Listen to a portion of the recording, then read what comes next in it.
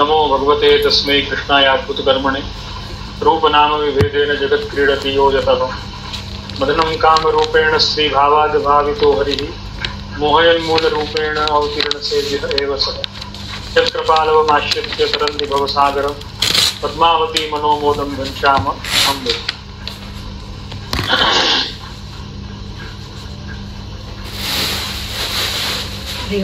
स्वमार्गीय शरण समर्पण सेवादि निरूपण ग्रंथ रचयिता श्री हृदय चरण। तदंतर्गत सिद्धांत का प्रकार, सूक्ष्म प्रकार, तत्पश्चात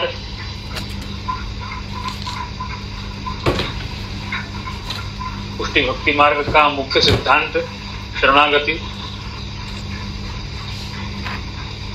और शरणागति के अंतर्गत 9वें श्लोक से हृदय चरण ने जो शरणागति के विषय का प्रतिपादन किया है, हम 15वें श्लोक तक पहुंचे हैं। आप सभी श्रोताओं को ज्ञात है और शरणागति का एक एक सोपान, एक एक स्टेप, एक एक सीढ़ी, एक एक लक्षण हृदय चरण आप स्पष्ट करते चले जाते हैं। शरणागति का प्रकार, अन्याश्रय का त्याग, तत्पश्चात चतुर्विध पुरुषार्थ,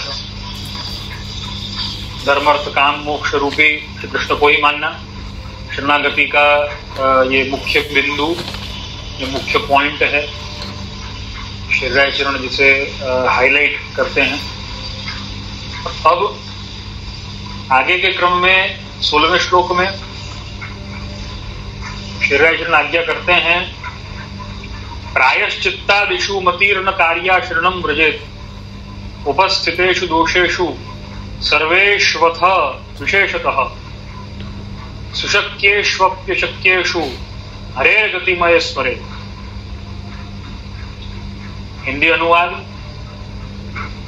प्रभु का आश्रय ग्रहण करने के बाद प्रायश्चित आदि में बुद्धि नहीं रखनी। मतलब प्रायश्चित करने से ही मैं पवित्र होऊंगा, ऐसी भावना शरण में जाने के बाद नहीं रखनी। सर्वदोष अत्यधिक प्रमाण में भी प्राप्त हुए हों और वे दूर हो सकें, ऐसे न भी हों तो भी मेरा आश्रय मात्र श्री हरि हैं, ऐसा स्मरण करना। इससे ऐसा निश्चय करना, ऐसा निश्चय कि प्रभु का आश्रय लेने के बाद भी यदि छोटे या बड़े दोष हो जाएं तो उन्हें दूर करने के लिए प्रायश्चित न करके, प्रायश्चित से ही मेरा दोष दूर होगा ऐसा न मान के, मैं प्रभु की शरण में हूँ, सर्व दोषों से रहित ऐसे मार्ग में प्रभु ने मेरा अंगीकार किया है, ऐसा स्मरण करते रहना। श्री महाप्रभु जी ने इसीलिए तो आज्ञा की है, अशक्य वा सुशक्य वा सर्वथा शरणम हरि। हृदय चरण जैसा प्रकार श्री महाप्रभु जी ने आज्ञा करी है, जिस प्रकार की आज्ञा करी है श्री महाप्रभु जी ने, उसी को अनुसरते हुए शरणागति के एक एक बिंदुओं को स्पष्ट करते हैं। और अब जो मुख्य बात को हृदय जी हाईलाइट करते हैं, वो हृदय चरण आप आज्ञा करते हैं प्रायश्चित के ऊपर। विष्णु, हमारे यहाँ पर पुष्टि मार्ग में हम सभी जानते हैं कि जब भी हमसे कोई अपराध हो जाता है, कोई दोष हो जाता है, हम विचार करते हैं कि अब इसका प्रायश्चित क्या होगा। तो हृदय चरण स्पष्टता करते हैं कि प्रायश्चित में कभी अपना चित्त नहीं रखना, कि प्रायश्चित के द्वारा मेरे अपराध दूर हो जाएंगे या मेरे दोष दूर हो जाएंगे, ऐसा कभी बुद्धि में नहीं लाना। क्यों? ऐसा बुद्धि में न लाने का कारण यह है कि अगर ऐसा बुद्धि में आता है तो हम प्रभु का आश्रय छोड़ करके और प्रायश्चित का आश्रय कर रहे हैं, ऐसा हो जाए। अगर हमसे कोई अपराध भी हो गया है तो हमें ये विचार नहीं करना चाहिए कि भाई इसका प्रायश्चित क्या है। देखो, प्रायश्चित के द्वारा हम कॉम्पनसेट करने का प्रयत्न करते हैं। हमें आश्चर्य होगा कि भाई ऐसा क्यों कि हमारे यहां पे कोई प्रायश्चित नहीं है। इसका मतलब ऐसा है कि भाई अपराध करने की या दोष करने की हमें छूट मिल गई है। ज्यादातर वैष्णवों के मन में ये एक भ्रम रहता है, और भ्रम न रहता हो तो भी मुझे लगता है कि पुष्टि भक्ति मार्ग को कई लोग ये दोष और प्रायश्चित का जो पूरा जो मैटर है, पूरा जो चक्र है, उससे पुष्टि मार्ग थोड़ा अलग है। इसलिए कई वैष्णवों ने या कई लोगों ने पुष्टि मार्ग को टेक इट फॉर ग्रांटेड ले रखा है कि भाई इसमें तो देखो कोई दोष हो जाए, कोई अपराध अगर हो जाए तो भी क्या कोई प्रायश्चित वगैरह तो होता नहीं है, तो भाई भले ही दोष हो जाए तो क्या हो गया, हमें क्या फर्क पड़ने वाला है, करते रहो दोष, करते रहो अपराध, क्या फर्क पड़ने वाला है। फर्क तो वहां पड़ता है जब कोई भगवान कुपित हो जाए। हमने तो ठाकुर जी को ये उत्सव आया और हमसे सामग्री नहीं बनी और हमने नहीं अरोगाई ठाकुर जी को, तो भाई ठाकुर जी से क्षमा मांग लेंगे, ठाकुर जी से विनती कर लेंगे, उसमें कोई दोष अपराध की बात नहीं है, प्रायश्चित का कोई प्रश्न खड़ा होता नहीं है, किए जाओ। ऐसा नहीं है। देखो, प्रायश्चित की हमारे यहाँ पे कल्पना ही नहीं है। पुष्टि मार्ग में प्रायश्चित की कल्पना बहुत कम है या तो नहीं है। पहला तो यही मानना है कि नहीं है।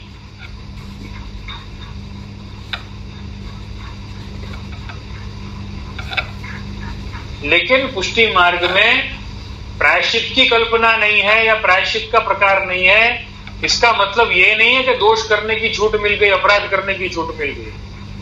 इसका मतलब ये है कि हमें पुष्टि मार्ग में रहते हुए दोषों से दूर रहना है। अब हम दोषों से दूर कैसे रहें, बहुत महत्व की बात है। हम, क्योंकि हमसे सहज में ही दोष हो जाते, हम चाहते नहीं है लेकिन हमसे सहज में ही दोष हो जाते हैं। हम कितना भी प्रयत्न कर लें, हम कितनी भी सावधानी रख लें, लेकिन तत्पश्चात भी कई बार ऐसा होता है कि सहजता में ही कई प्रकार के दोष हो जाते हैं।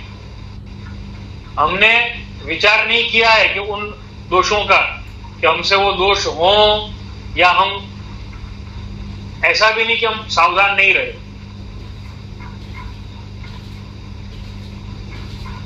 लेकिन फिर भी दोष हो जाते हैं। क्यों हो जाते हैं? तो बड़ा ही सुंदर प्रकार जो है अपने पुष्टि मार्ग का, आद्येन भगवन् मार्गे बाधकानि बहुनी ही द्वितीय तद्भावो ही कृष्णे नैव भवेद। हमसे दोष क्यों होते हैं,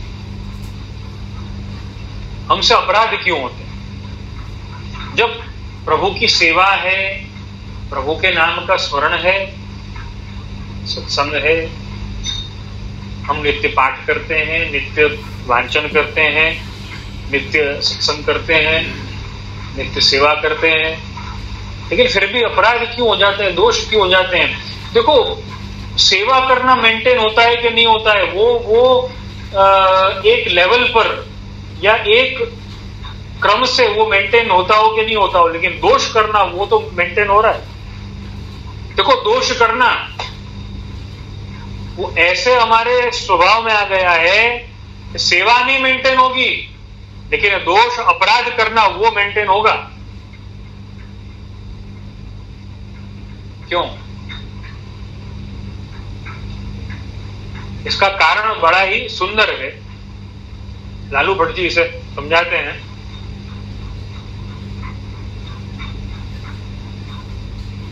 हम प्रभु से जुड़े हुए नहीं। अगर हम प्रभु से जुड़े हुए रहेंगे तो हमारे दोष अपने आप दूर होंगे, हमारे अपराध जो है वो अपने आप दूर होंगे, हमारे प्रतिबंध जो है वो अपने आप दूर होंगे। यहां मुख्य वस्तु क्या है? प्रभु से जुड़े हुए हैं।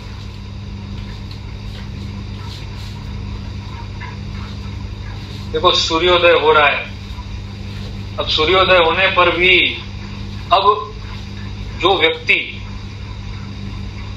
चादर तान के और सो रहा है उसको अगर पूछा जाए तो वो क्या कहेगा कि भाई वैसे बाहर भले सुबह सुबह हो गई हो लेकिन मेरी सुबह अभी नहीं हुई है, मैं तो जब जगूंगा तब मेरी सुबह होगी। अब सूर्योदय होने के पश्चात भी अगर कोई चादर तान के सोए तो उसमें सूर्य की गलती तो है नहीं। ऐसे ही अगर कृष्ण के होते हुए भी, प्रभु के होते हुए भी, महाप्रभु के होते हुए भी कोई चादर तान के सो ही रहा है, अब फिर उसे प्रभु या महाप्रभु का दोष थोड़ी है ना कहा जाएगा, वो तो जीव का दोष है। चादर तान के वो सो रहा है तो अंधेरे में कौन रहेगा? वो रहेगा। सूर्य तो अपने स्थान पर, वो तो प्रकाश फैला ही रहा है। प्रभु एवं श्री महाप्रभु तो अपने कृपा रूपी प्रकाश को फैला करके जीव के अज्ञान रूपी और अपराध रूपी जो अंधकार है उससे जीव को बचाते ही हैं, जीव को बाहर लाते ही हैं। लेकिन वही बात है कि हमारा जुड़ाव कितना है प्रभु से, हमारा जुड़ाव कितना है। अगर प्रभु से हमारा जुड़ाव है, प्रभु से जुड़ाव होने पर अपने आप प्रतिबंध दूर होंगे, अपने आप वो शरणागति के द्वारा, वो जुड़ाव के द्वारा, वो कनेक्शन के द्वारा कंफ्यूजन अपने आप दूर होगा। देखो कनेक्शन नहीं होगा तो कंफ्यूजन रहेगा, दो वस्तु एक साथ में नहीं रह सकती। कनेक्शन होगा तो कंफ्यूजन अपने आप जाएगा और कंफ्यूजन होगा तो कनेक्शन आएगा नहीं।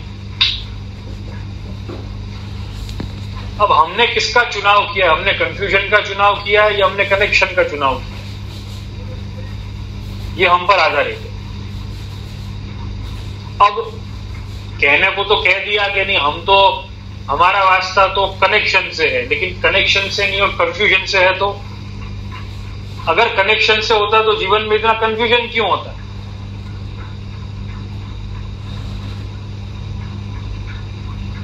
अगर चादर तान के सो नहीं रहे होते तो अंधेरा क्यों होता? अंधेरा होता ही नहीं। जैसे सूर्य सबको, पूरे जगत को, पूरे संसार को, पूरे जगत को प्रकाशित कर रहा है, ऐसे हमें भी प्रकाशित करता। लेकिन चादर तान के कौन सोया हुआ है? चादर तान के हम सोए हुए हैं। अब फिर जब सूर्यास्त होने के बाद व्यक्ति अब है ना कहे कि भाई अब चलो, अब मेरा मन बना है, अब कुछ मूड आया है, अब जगते हैं, चलो अब अपना कार्य शुरू करते हैं। तो भाई तब तक तो सूर्यास्त तो हो चुका है। सूर्यास्त होने के पश्चात फिर तुमको रोशनी चाहिएगी, तुमको लाइट चाहिएगी, ट्यूबलाइट चाहिएगी, बल्ब चाहिएगा, सब चाहिएगा। लेकिन जब ये संसार प्रकाशित हो रहा था सूर्य के प्रकाश से, उसका अंधकार दूर हो गया था, उस समय में हम जगे नहीं।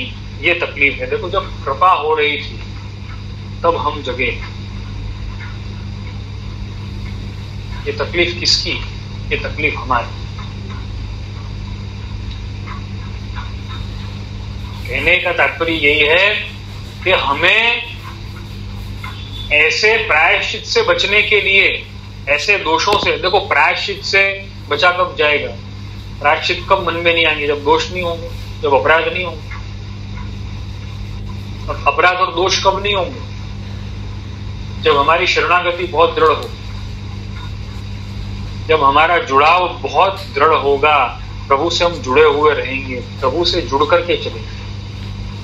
प्रभु से जुड़ करके चलेंगे तो हमें जो प्रतिबंध जो हमारे आड़े आ रहे हैं, जो रुकावटें आ रही हैं, वो अपने आप दूर होगी। देखो कई रुकावटें ऐसी होती हैं, हम कई बार ऐसा करते हैं, हम रुकावटों को दूर करने की राह देखते हैं, हम प्रयत्न करते हैं कि रुकावट दूर हो तो सेवा करें, ये रुकावट दूर हो तो प्रभु से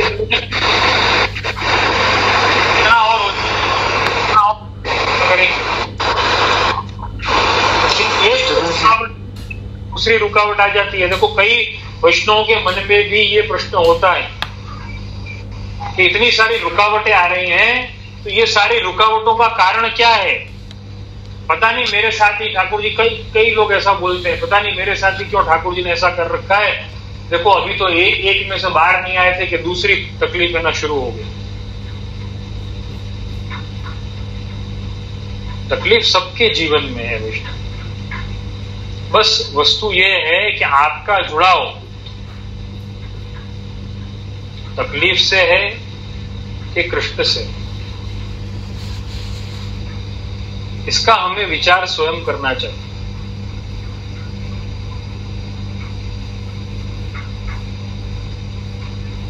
अगर प्रभु से जुड़े हुए रहेंगे तो प्रतिबंध अपने आप दूर होंगे।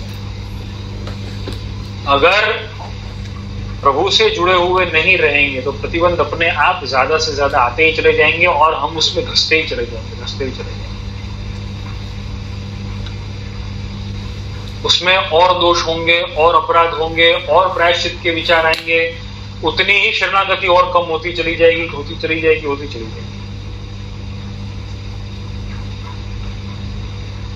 तो इस बात का खास ध्यान रखने की आवश्यकता है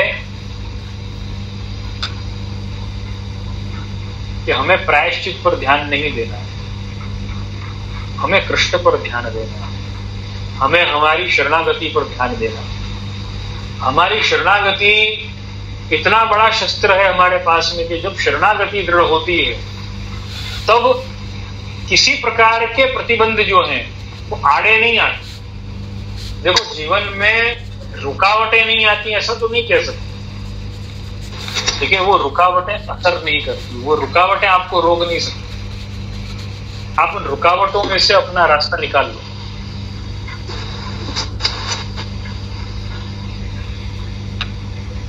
वो बहती हुई नदी का जल कैसे होता है?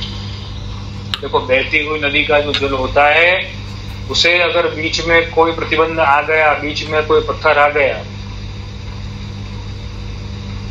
वो जल रुकता नहीं है। वो जल उस पत्थर जो बीच में आ गया है दोनों तरफ से साइड में से हो करके और आगे बढ़ जाता है। क्यों? क्योंकि अविरल प्रवाह, अविचल प्रवाह ये नदी का स्वभाव है, ये नदी की विशेषता है। तो इस वस्तु का ध्यान हमें खास रखने की आवश्यकता है कि हमारा जुड़ाव प्रभु से कितना है। कई ऐसे कहते हैं कि भाई प्रतिबंध के कारण ही तो प्रभु से जुड़ नहीं पा रहे, प्रतिबंध के कारण प्रभु से जुड़ नहीं पा रहे, ऐसा हो ही नहीं सकता। क्योंकि जुड़ाव केवल दैहिक नहीं होता है, आत्मीय होता है, आत्मिक होता है, वाचिक होता है, मानसिक होता है, बाद में दैहिक होता है। दैहिक भी होता है, लेकिन अगर हमारा जुड़ाव सही में अगर है तो प्रभु ये स्पष्ट तौर पर समझ जाएंगे कि इसका जुड़ाव कितना है और कितना नहीं है, ये कितना सिर्फ बोल रहा है और कितना हकीकत में ये मान रहा है। प्रभु ये समझ जाएंगे। प्रभु को ये समझाने की कोई आवश्यकता नहीं कि हमारा जुड़ाव है या नहीं, स्पष्ट है, प्रभु समझ जाएंगे। तो हमें प्रायश्चित पर ध्यान नहीं देना है। देखो हम देखना, आप हमेशा ज्यादातर ऐसा होता है, वैष्णव हमेशा सेवा करने के पहले या भक्ति के पथ पर आगे बढ़ने के पहले हमेशा अपराध का विचार पहले करते हैं। कोई अपराध हो गया तो, कोई दोष हो गया तो क्या करेंगे। लेकिन कभी ये सोचते हैं कि कृष्ण से जुड़ेंगे तो अपराध कैसे हो सकते हैं, वो तो होंगे ही नहीं। अब सोचना सिर्फ ये है कि हम कृष्ण से कितनी ईमानदारी से जुड़ रहे हैं। देखो, ईमानदारी मुख्य है। हम कृष्ण से कितनी ईमानदारी से जुड़ रहे हैं। अपना ये विषय पूरा जवाबदारी का है। उस जवाबदारी को निभाने के लिए भी वो ईमानदारी तो चाहिए।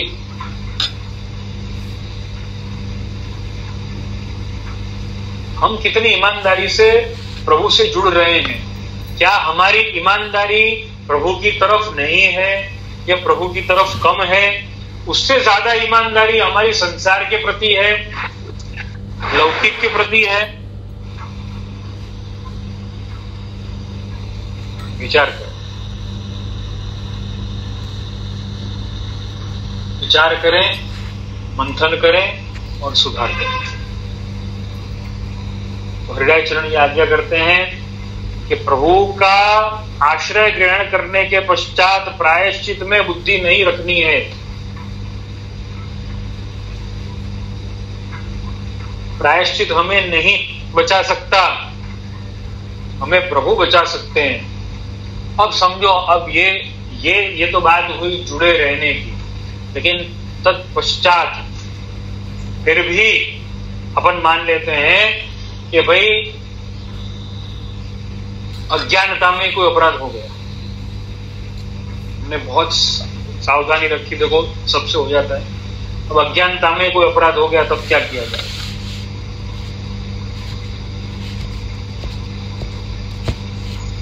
अज्ञानता में ही अपराध होने के बावजूद भी देखो, जिसका आश्रय दृढ़ होगा, जिसकी शरणागति दृढ़ होगी, उसे ये डर नहीं लगेगा कि मेरे से यह अपराध हो गया है, ये बहुत बड़ा अपराध है या बहुत छोटा है, जैसा भी अपराध हो। लेकिन अगर उसकी शरणागति दृढ़ है, अगर उसका आश्रय दृढ़ है, तो उसके मन में एक क्षण मात्र के लिए भी ये विचार नहीं आएगा कि मैं प्रभु को छोड़ के कोई और प्रायश्चित कर लूं। प्रभु से अपने अपराधों के दंड की मांग नहीं करेगा, शिक्षा की मांग नहीं करेगा, वो कृपा की मांग करेगा, वो सेवा की मांग करेगा, सेवा की विनती करेगा, मांग नहीं विनती करेगा, कृपा की विनती करेगा, सेवा की विनती करेगा कि प्रभु असावधानी के कारण ये अपराध हो गया, अज्ञानता के कारण, जीव बुद्धि के कारण ये अपराध हो गया, आप सेवा से वंचित न करें। ये विनती है आपसे, आप सेवा का सुख अवश्य इस जीव को दें, अवश्य इस जीव पर कृपा करें। देखो, प्रायश्चित किसी वस्तु का हल नहीं, भक्ति मार्ग में तो हल नहीं। प्रायश्चित के प्रकार शास्त्रीय हैं सब, लेकिन पुष्टि भक्ति मार्ग में, भक्ति के लिए देखो, प्रेम के लिए कोई प्रायश्चित नहीं होता है। प्रेम का तो प्रायश्चित प्रेम ही है। अपराध अगर प्रेम का हुआ है तो फिर प्रायश्चित प्रेम होता है। तो भक्ति का भी कोई प्रायश्चित नहीं है। अगर अपराध भक्ति का है तो प्रायश्चित भक्ति है, प्रायश्चित सेवा है। आप कितनी ईमानदारी से वापस वो सेवा में जुड़ते हो, आप कितने मन से, कितनी लगन से वो सेवा से जुड़ते हो, कितनी निष्ठा से आप वो सेवा से वापस पुनः जुड़ते हो, और कितनी ईमानदारी से उस सेवा का प्रकार जो है वो निभाते हो। बस, और कोई प्रायश्चित का विचार हमें नहीं करना। ये श्री हृदय चरण आज्ञा करते हैं।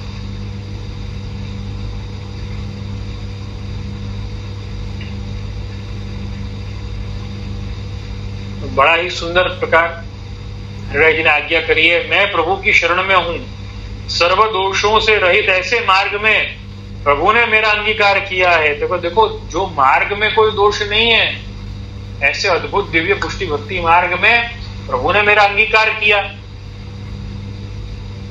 तो अब मैं दोषों का विचार क्यों करूं?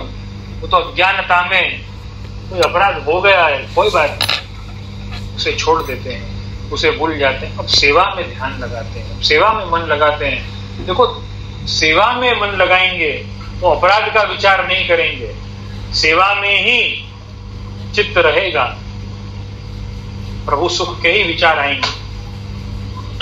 तो कार्य देह से, मन से, वाणी से, सभी प्रकार से भगवत कार्य ही होंगे, अन्य कोई कार्य नहीं हो।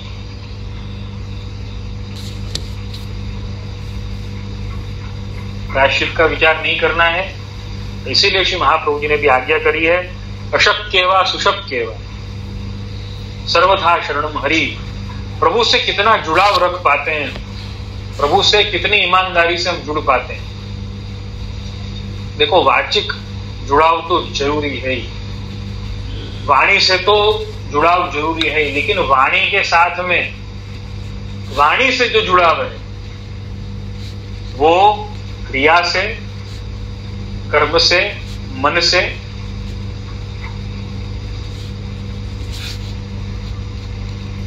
उसका एक मेल होना चाहिए।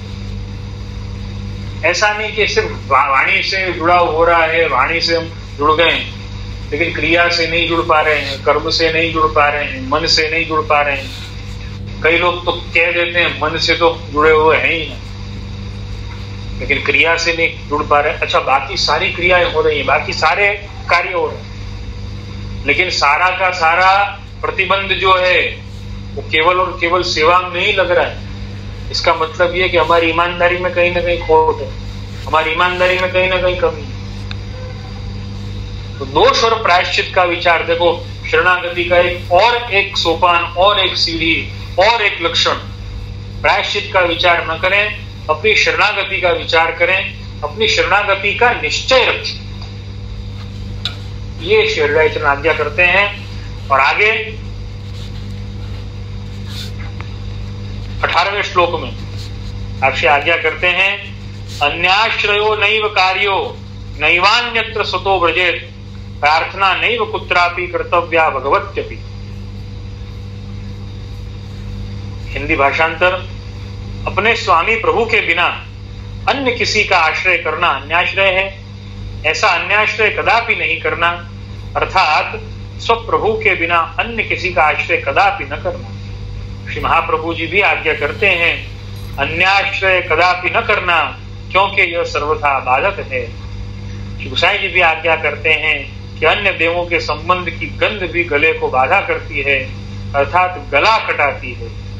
स्वेच्छा से अन्य स्थल में न जाना, जहां स्वस्वामी विराजते न हो वहां न जाना। कितना सुंदर गोसाई जी का ये जो वाक्य है, बड़ा ही सुंदर। अन्य संबंध गंधोपि कंधरामेव बाध। कहते हैं कि अन्य संबंध जो है, गोसाई जी कितनी स्पष्टता से आज्ञा करते हैं कि गला कटाने वाली है, सब कुछ कर लिया लेकिन अन्य का संबंध नहीं छोड़ा, अन्याश्रय नहीं छोड़ा।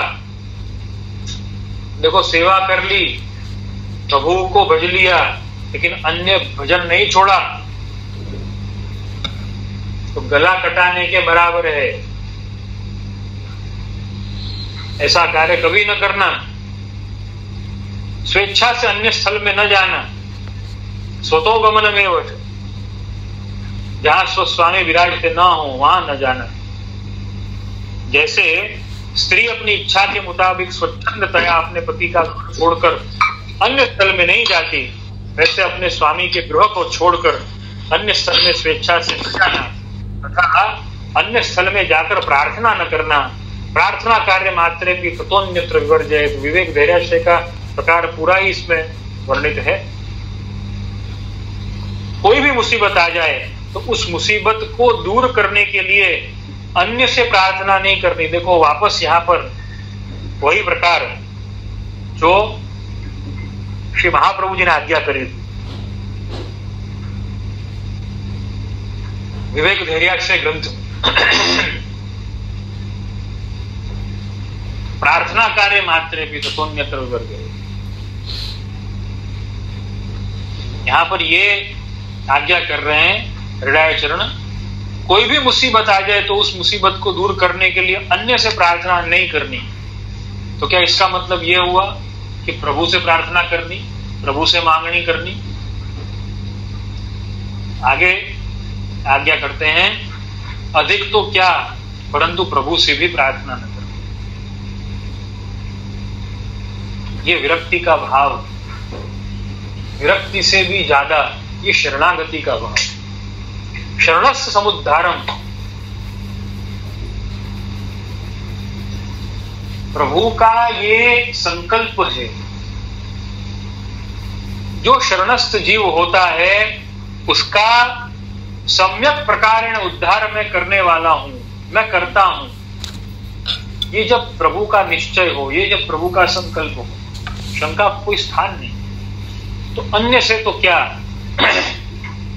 बल्कि हमें तो ऐसा सोचना चाहिए कि भाई जब हम हमारे प्रभु से प्रार्थना नहीं करते तो हम अन्य से प्रार्थना क्यों करें?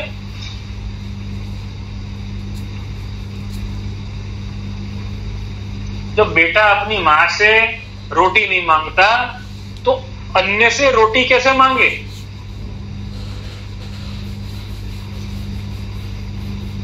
अपनी मां को नहीं कह पाता या अपनी मां को नहीं कहता कि मुझे भूख लगी है, मुझे रोटी दो। अब या तो उसे भूख लगी है और रोटी मांगनी है तो मां से मांगे, लेकिन जब मां से ही नहीं मांग रहा है, उसका स्वमान या उसका जुड़ाव अपनी मां से इतना है कि मां अपने आप समझ जाएगी कि नहीं भाई इसको भूख लगी होगी, चलो इसको रोटी दे दे, इसको खाना दे देते, इसको मांगने की कोई आवश्यकता ही नहीं। जब जीव प्रभु से नहीं मांगता, प्रभु को छोड़ के अन्य से कैसे मांगे? देखो, अन्य से नहीं मांगना या अन्याश्रय नहीं करने के पीछे का हेतु जो है वो स्पष्ट होना चाहिए। देखो, हमारे माइंड में एक क्लैरिटी होनी चाहिए। जब भी ये बात आती है कि भाई अन्य से नहीं मांगना, अन्याश्रय नहीं करना, तो हमारे माइंड में पहले क्या क्लिक होता है? देखो, बोल दिया कि नहीं मांग, लेकिन जरूरत हो तो क्या करना? कहना बहुत आसान, लेकिन यहां पर कहने के पीछे का हेतु, कहने के पीछे का तात्पर्य जो है उसे बहुत ही सही ढंग से समझना। भाई जब देखो, प्रभु के शरणागत हम हैं, शरणस्थ समुद्धारम, शरणस्थ जो जीव हैं उनका सम्यक प्रकार में उद्धार प्रभु करते ही, ये प्रभु का संकल्प है। सोयम में व्रत आहित, गोवर्धन लीला अंतर्गत भी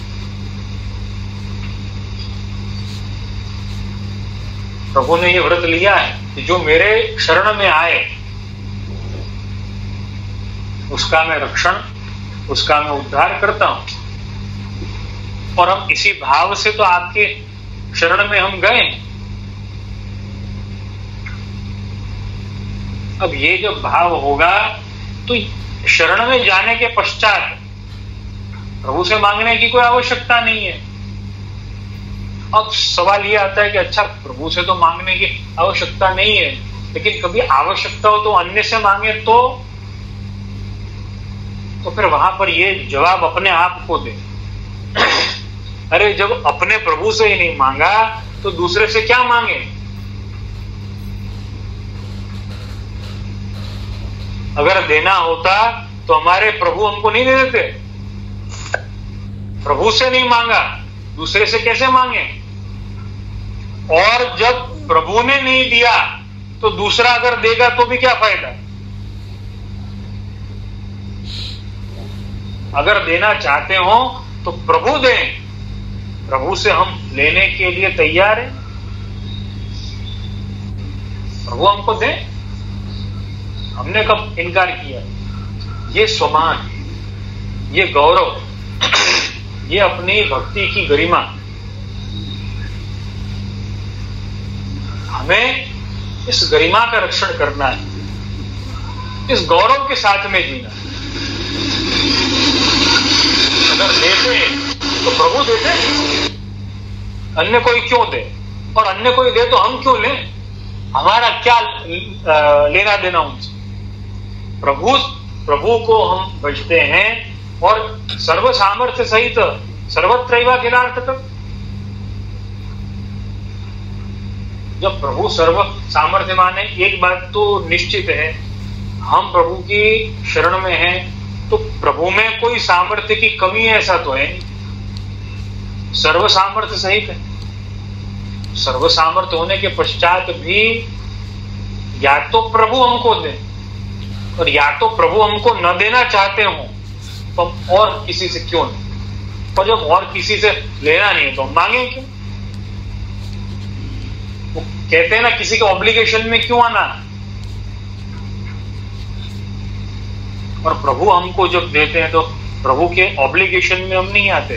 देखो, मैंने पहले भी एक दिन कहा था, प्रभु की कृपा को उपकार न माने, प्रभु की कृपा को अंगीकार माने, कि ये भी माध्यम से प्रभु अंगीकार ही करना चाहते हैं। कोई वस्तु अगर हमें दी है तो इसलिए दी है कि वो वस्तु हमारे द्वारा अंगीकृत हो, प्रभु को हमारे द्वारा अंगीकार हो।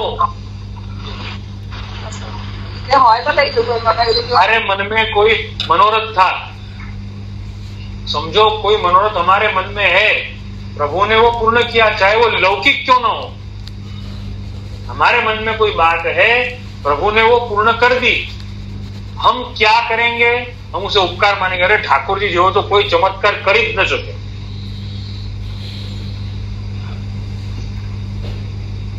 गिरिराज बाबा जो तो कोई चमत्कार कर ही न सके। अरे उपकार क्यों मानते हो, अंगीकार क्यों नहीं मान सकते हो।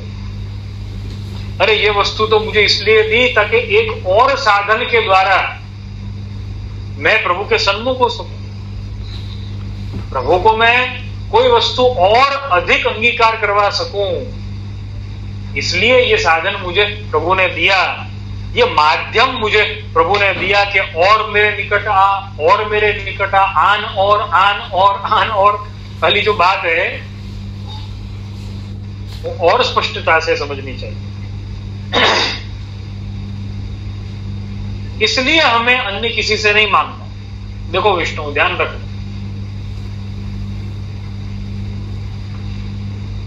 और इसीलिए अपने स्वामी के गृह को छोड़कर अन्य स्थल में स्वेच्छा से न जाना तथा अन्य स्थल में जाकर प्रार्थना न करना। कोई भी मुसीबत आ जाए तो उस मुसीबत को दूर करने के लिए अन्य से प्रार्थना न करनी, अधिक तो क्या परंतु प्रभु से भी प्रार्थना न करनी। प्रभु सर्वव्यापक हैं, अंतर्यामी हैं, क्या हमारे मन की बात नहीं जानते, क्या हमारे दुख को नहीं समझते।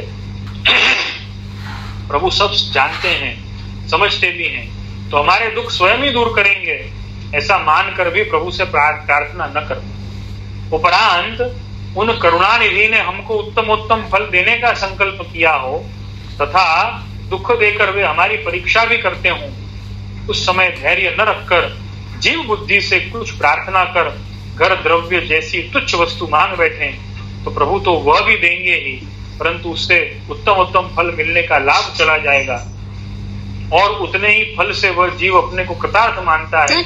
ऐसा मानकर साधारण फल तुरंत ही प्रभु देंगे और मुख्य भजनानंद का दान नहीं करेंगे, इसलिए प्रभु से प्रार्थना नहीं करनी। सुंदर प्रकार है कि देखो, जीव बुद्धि से कभी कोई तकलीफ में हम प्रभु से कुछ मांग बैठे जो हमारा इच्छित हो, लेकिन कितनी सुंदर बात आप आज्ञा कर रहे हैं श्री राय चरण की, वो भी प्रभु देंगे। अगर कोई लौकिक इच्छा है तो वो भी प्रभु तो पूरी करेंगे, लेकिन वो पूरी करने के चक्कर में कहीं हम भजनानंद तो नहीं खो रहे हैं, कहीं हम हमारे भक्ति के भाव का कहीं नुकसान तो नहीं कर रहे हैं। और सब वस्तु तो मिल जाएगी, ये भक्ति कैसे मिलेगी, ये भजन का आनंद कैसे मिलेगा, क्या उसका किसी के पास में जवाब है?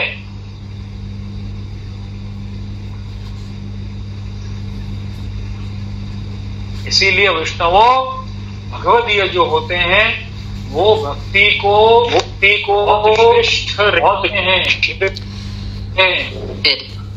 सबसे ऊपर मानते हैं। बहुत महत्व की बात। इसलिए प्रभु से प्रार्थना नहीं करनी। हमारे स्वामी तो अंतर्यामी हैं, सब कुछ जानते हैं। इस बात में संदेह हो तब ही प्रार्थना हो सके। प्रभु सर्व समर्थ हैं, यह बात निश्चित प्रकार से बुद्धि में दृढ़ हो गई हो तो किसी भी दिन प्रार्थना करने की इच्छा ही नहीं होगी। श्री महाप्रभु जी भी यही आज्ञा करते हैं। देखो, प्रभु से प्रार्थना करने की इच्छा कब होगी? जब प्रभु के सामर्थ्य में शंका करिए। प्रभु से जुड़ाव कम रहा है, प्रभु के सामर्थ्य में शंका करी है, हमें ऐसा लगेगा हमारा तो जुड़ाव भी बहुत है और हमने शंका भी नहीं करी, तो भी ऐसा हो रहा है, बताओ क्या किया जाए। विष्णु, अगर ये परिस्थिति है तो पुनर्विचार करना चाहिए, पुनः मंथन करना चाहिए, अपने मन का पुनः मंथन करना पड़ेगा। क्या हमारा जुड़ाव केवल वाचिक है? क्या हमारा जुड़ाव केवल हमारे अनुसार है? क्या महाप्रभु जी का?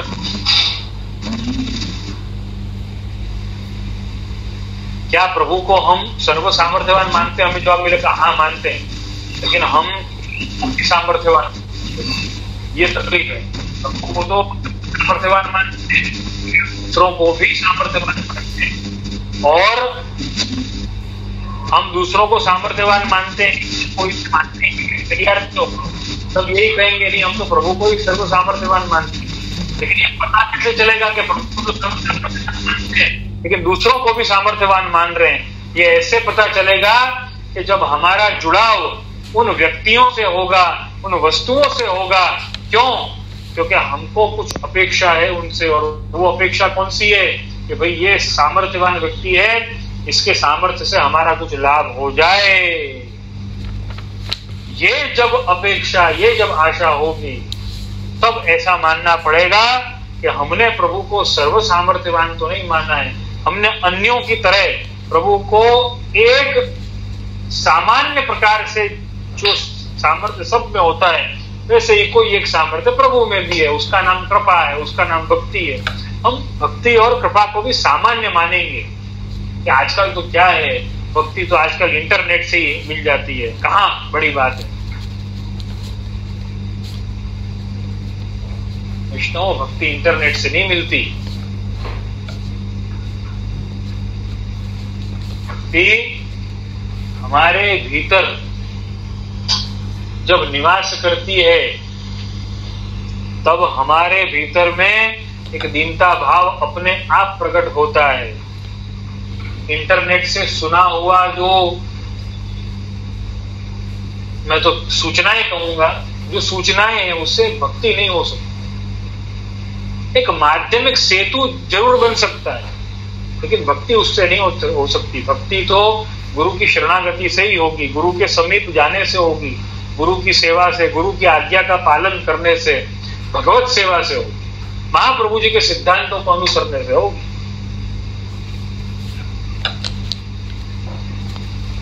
हमें अगर संदेह है, हृदय चरण क्या आज्ञा करते हैं, हमें अगर संदेह है कि प्रभु अंतर्यामी है कि नहीं, सामर्थ्यवान है कि नहीं, सर्व सामर्थ्यवान है कि नहीं, सर्वोत्तम सर्वश्रेष्ठ पुरुषोत्तम है कि नहीं, पूर्ण पुरुषोत्तम है कि नहीं, जब हमें संदेह होता है तभी हमें प्रार्थना करने की इच्छा होती है। सूर्य से किसी को भी रोशनी मांगने की इच्छा नहीं होती, तो मालूम है भाई सूर्य अपना बेस्ट दे रहा है। अगर हमको ऐसा लगता है ना, देखो हमारा कोई घर में कोई कमरा हो ऐसा जिसमें अंधेरा बहुत है, उजाला नहीं आता, सूर्य का प्रकाश बहुत नहीं आता, तो क्या हम ऐसा नाम देते हैं कि देखो ये सूर्य कैसा है, देखो उस कमरे में प्रकाश दे रहा है, इस कमरे में प्रकाश दे रहा है, लेकिन ये एक कमरा ऐसा है जहां पर अंधकार छा गया, इसने अंधकार कर रखा है, यहाँ पर ये प्रकाश नहीं दे रहा। क्या हम ऐसा कहते हैं? हम नहीं कहते। हम क्या कहते हैं?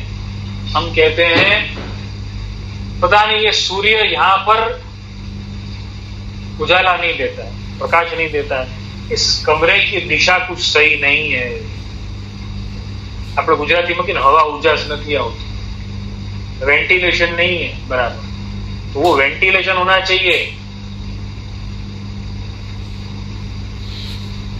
तभी वो प्रकाश आएगा। और वो वेंटिलेशन का नाम है महाप्रभु जी की कृपा,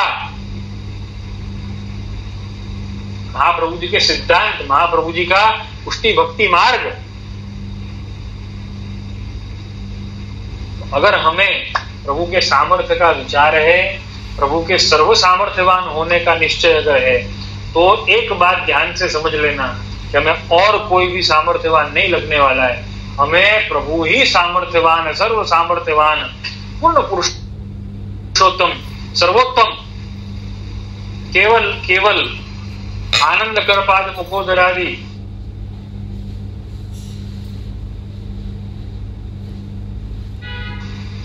केवल और केवल प्रभु लगेंगे, अन्य कोई नहीं लगेगा। तब मानना कि हमारी शरणागति दृढ़ हुई और अन्याश्रय गया। अगर अन्य भी कोई सामर्थ्यवान लग रहा है, अगर हम अपने आप को भी सामर्थ्यवान मानते हैं, तो भी अन्याश्रय है, ये निश्चित करके जान। अब अपने सत्संग के क्रम में, ग्रंथ के क्रम में कितना प्रकार ही आज लेंगे, और तदुपरांत कुछ प्रश्नों का मैं प्रति उत्तर देना चाहूंगा यथा संभव, यथा समय, जितना समय है तदनुसार।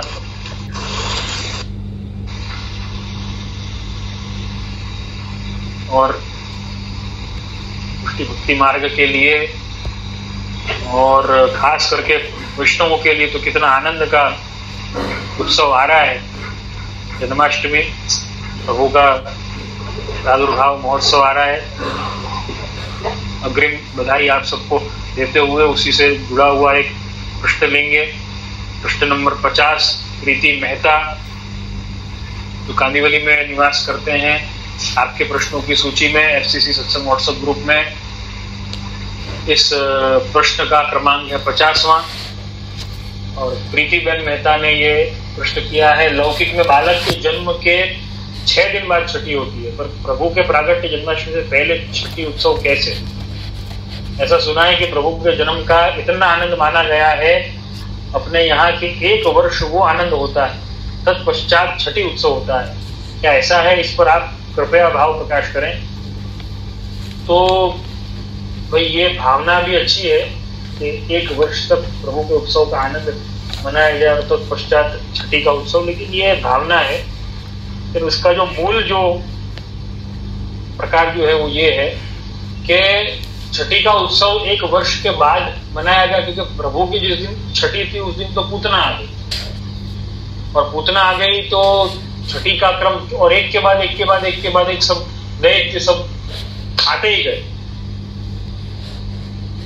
छट्टासुर और प्रलंबासुर और वगैरह वगैरह वगैरह सब एक के बाद एक आते ही गए, उसमें अवकाश रहा नहीं। तो प्रभु 1 वर्ष के हों उसके 1 दिन पूर्व छठी का उत्सव मना लिया गया। ये प्रकार है, इसलिए जन्माष्टमी के 1 दिन पूर्व छठी का उत्सव मनाया जाता है।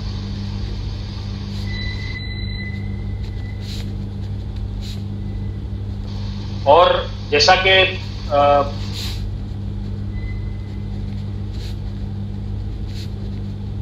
किया है, और ये अपने आज के विषय के साथ में भी बहुत मेल खाता है। और गुजराती में ये पूछती हैं कि આપણે વૈષ્ણવને કોઈ પૂજા યા વૈદિક કાર્યો નવા સ્થાન બિઝનેસ માટે કરવું પડે? मतलब अगर हमने कोई ऑफिस या कोई शॉप, मतलब कोई बिजनेस के लिए या कोई काम के लिए कोई नई ऑफिस या कोई दुकान वगैरह कुछ नया कोई कार्य शुरू किया है और उसके लिए कोई स्थान लिया है, तो उसमें कोई वैदिक कार्य करने चाहिए या नहीं करने चाहिए, ये इनका प्रश्न है। तो वैदिक कार्य आप कर सकते हैं, उसमें कोई आपत्ति की बात नहीं है, उसमें कोई पुण्याश्रय नहीं होता है। लेकिन वैदिक कार्य का भी एक कर्तव्य रूप से जो आवश्यक है, जैसे कि कोई जगह लिए तो उसका वास्तु इत्यादि या उसका कुंभ है ना रखा जाना, कलश पधराने का क्रम, ये सब अनिवार्य रूप से कुछ वस्तुएं हैं। यद्यपि उसका वास्तु शांति यज्ञ इत्यादि करना या नहीं करना, ये आपका अपना विषय है, आपका निजी विषय है। लेकिन कुंभ पधराना या कलश पधराना ये शुभ माना जाता है। और प्रभु का, श्री महाप्रभु जी का, प्रभु चरण श्री गुसाई जी का, सप्तमेश महाप्रभु श्री घनश्याम जी का, अपने गुरुदेव का चित्र जी जो है वो अपने कार्यालय में लगाना, मैं ऐसा समझता हूँ बहुत ही आवश्यक है। प्रभु का तो होना ही चाहिए, लेकिन महाप्रभु का भी होना चाहिए। मैं बार बार ये बात समझाता हूँ, घर में भी होना चाहिए, घर में तो होना ही चाहिए, कार्यालय में भी होना चाहिए, ताकि हमारे जो मॉरल वैल्यूज हैं, हमारे प्रेरणा स्थान हमारे गुरु, हमारे महाप्रभु, गुरु हमारे गुरुदेव जो हो वो सप्तमेश महाप्रभु घनश्याम जी, प्रभु चरण गुसाई जी, श्रीमद महाप्रभु श्री वल्लभाचार्य जी एवं श्री प्रभु, ये प्रकार से चित्र जी अगर हो तो बहुत आनंद की बात है। हमारा प्रेरणा स्थान और हमारे सेव्य सबके चित्र जी हो तो हमारा चित्त जो है वो लौकिक में बहुत अतिशय उसका अभिनिवेश नहीं होगा, तो एक कंट्रोल्ड मैनर में रहेगा। हम अपना कार्य निश्चित तौर पे ईमानदारी से करेंगे, निष्ठा से करेंगे, लौकिक भी, लेकिन हमारा जो मूल जो है, हमारा मूल लक्ष्य है वो भगवत सेवा है, श्री महाप्रभु जी की, श्री गुसाई जी की, श्री घनश्याम जी की, श्री गुरुदेव की आज्ञा है। ये हमारे माइंड में क्लियर रहेगा। तो ये मेरा ओपिनियन है, ये मेरा निजी सजेशन है आप सब श्रोताओं को। तो इस प्रकार से अगर हम कर सकें तो बहुत आनंद की बात है। और वैदिक कार्य जो है बिजनेस में या कार्यालय में या घर में कुंभ रखना, कलश रखना, और उससे आगे का जो है वो फिर वास्तु शांति यज्ञ के तौर पे, यद्यपि वो भी भगवत सुखार्थी होना चाहिए, भगवत आज्ञार्थ होना चाहिए, लेकिन उसके पश्चात जो है अमुक विविध प्रकार के कार्य करना या वास्तु में और ज्यादा अत्यधिक अभिनिवेश है ना करके और फिर बहुत ज्यादा चेंजेस है ना करवाना, वो जो कर्तव्य रूप से नहीं है वो भी अगर करने गए तो फिर वो अन्याय हो जाता है। तो इस वस्तु का ध्यान हमें रखना बहुत ही आवश्यक है। दूसरा एक प्रश्न बहुत दिनों से मैं विचार कर रहा था कि मैं दूंगा इसका प्रति उत्तर। ये 40वां प्रश्न है। यामिशी बहन ने ये प्रश्न किया है। यामिशी बहन अंधेरी में निवास करती हैं और यामिशी बहन ने ये प्रश्न किया है कि भागवत जी, श्रीमद भागवत जी, गीता जी, आ बधाમાં શું ફરક છે? बहुत ही स्पष्टता से मैं ये कहूंगा, भागवत जी ने श्रीमद भागवत जी એટલે एक ज કહેવાય और भगवत गीता, श्रीमद भागवत जो है, श्रीमद भागवत महापुराण है, पुराण की श्रेणी में आता है, महापुराण की श्रेणी में आता है। और श्रीमद भगवत गीता भगवान ने जो गाया, भगवान ने जो सुनाया वो भगवत गीता है। कोई बड़ी व्याख्याओं पर हम नहीं जाएंगे, बहुत सरलता से समझने का प्रयत्न करेंगे। भगवान ने क्या किया या भगवान क्या कर सकते हैं, ये अगर लीला जाननी है, भगवान के सामर्थ्य, भगवान के स्वरूप की बात जाननी है, तो श्रीमद भागवत का चिंतन करें, श्रीमद भागवत का आश्रय करें। श्री महाप्रभु तो यही आज्ञा करते हैं। पुष्टि भक्ति मार्ग का हार्द जो है वो श्रीमद भागवत है। और श्रीमद भगवत गीता जो है, श्रीमद भगवत गीता में प्रभु क्या कहना चाहते, प्रभु अपने भक्त से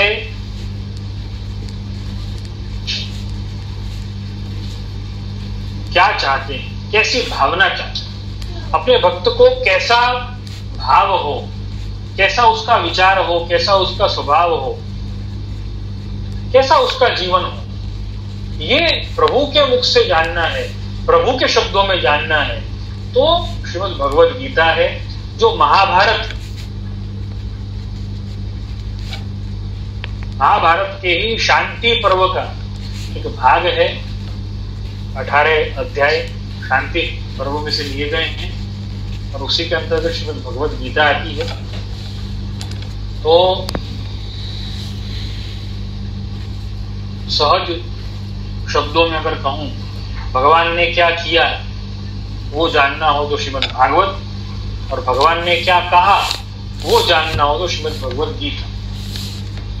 हम तो वही कर सकते हैं जो भगवान ने कहा है, हम वो नहीं कर सकते जो भगवान ने किया है। भगवान ने जो किया है वो जान करके भगवत शरणागति जरूर दृढ़ होती है। और इसीलिए भक्ति मार्ग का, पुष्टि भक्ति मार्ग का मुख्य प्रकार तो भगवत शरणागति का प्रकार है। और भगवत शरणागति के प्रकार को ध्यान में रखते हुए श्री महाप्रभु जी ने श्रीमद् भागवत को मुख्य ग्रंथ के तौर पे माना है पुष्टि भक्ति मार्ग। इस बात का हम सब ध्यान रखें। भगवान ने क्या किया वो जानना हो तो श्रीमद् भागवत, और भगवान ने क्या कहा वो जानना हो तो श्रीमद् भगवद गीता। और आगे यामिशी बहन पूछते स्कंद अध्याय में शू फर्क, इसे भी सहजता से अगर हम समझें, स्कंद का ही एक पार्ट, मतलब इस ढंग से हम समझें, एक चैप्टर है और एक सब चैप्टर है। चैप्टर इस स्कंद, सब चैप्टर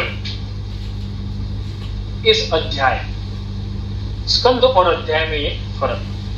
स्कंद किसी एक विषय का प्रतिपादन करेगा, जैसे कि दशविध लीला श्रीमद् भागवत में जो वर्णित है। अगर हमें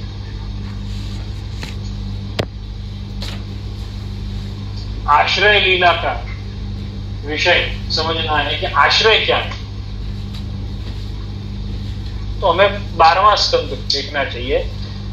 इस टॉपिक को ध्यान में रखना चाहिए, आश्रय। तो 12वें स्कंद में जितना भी प्रकार आएगा वो आश्रय को समझाने वाले सारे अध्याय आएंगे। उसका मूल मुद्दा ये होगा कि आश्रय कैसा है, कैसे रखें, भगवत आश्रय कैसे रखें, उसकी जानकारी हमें उस स्कंद से होगी, उस स्कंद के अंतर्गत उन अध्यायों से होगी। अलग अलग अध्याय में अलग अलग प्रकार से आश्रय को समझाया जाएगा। अब मुक्ति समझनी है, मुक्ति लीला, भगवान की मुक्ति लीला समझनी है, तो हमें एकादश स्कंद, श्रीमद् भागवत का एकादश स्कंद समझना चाहिए। मूल एकादश स्कंद माने क्या है, ये मुक्ति लीला। और मुक्ति के ही टॉपिक को अलग अलग अध्याय से अलग अलग प्रकार से समझाएंगे। अलग अलग विषयों का, अलग अलग उदाहरणों का प्रकार रखते हुए मुक्ति के टॉपिक को समझाएंगे। दशम स्कंद अगर हम समझ रहे हैं तो दशम स्कंद निरोध लीला है। तो निरोध लीला को ध्यान में रख करके प्रभु को यहां पर अपने भक्तों का निरोध, मतलब मन नो रोकाण, मन का ठहराव खुद के स्वरूप में करवाना।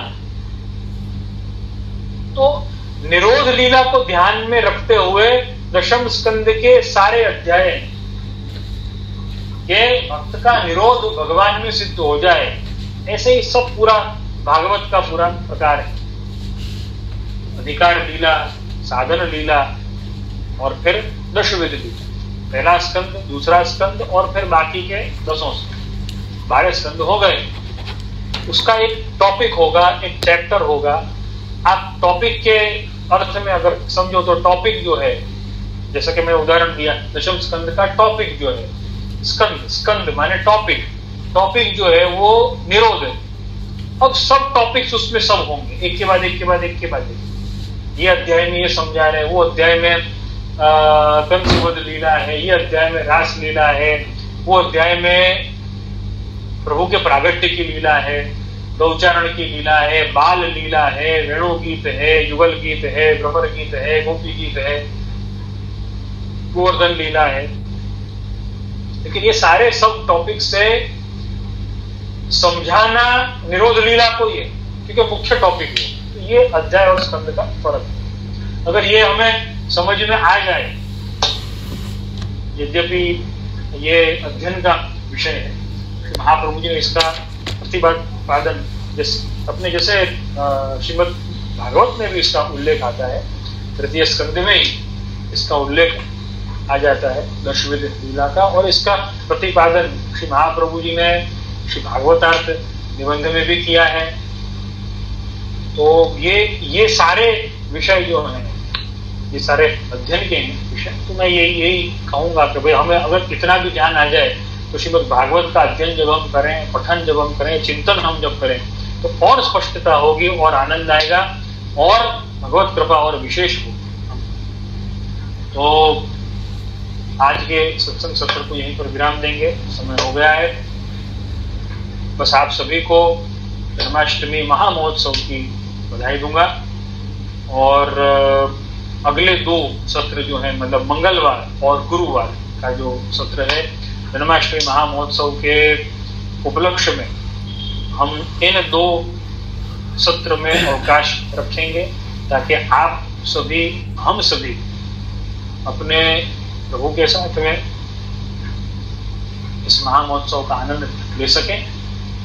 तो अगले 2 सत्र जो हैं, मंगलवार और गुरुवार के सत्र का हम अवकाश रखेंगे, और अगले शनिवार हम आगे का जो अपना ग्रंथ का क्रम है, प्रश्नों का जो क्रम है, सत्संग का जो क्रम है, वो आगे बढ़ाएंगे भगवत कृपा से।